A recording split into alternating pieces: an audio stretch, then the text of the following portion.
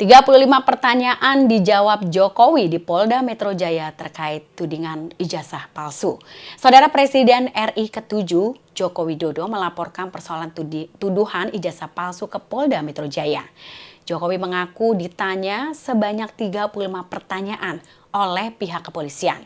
Hal ini disampaikan oleh Jokowi kepada wartawan di Polda Metro Jaya, Jakarta pada Rabu 30 April. Namun Jokowi tidak membeberkan apa saja pertanyaan yang ditanyakan untuknya. Ia juga mengaku siap mengikuti pemeriksaan digital forensik jika diperlukan untuk membuktikan ijazahnya. Sementara itu, Jokowi juga mengatakan laporan yang diajukan ke Polda Metro Jaya merupakan persoalan ringan saja.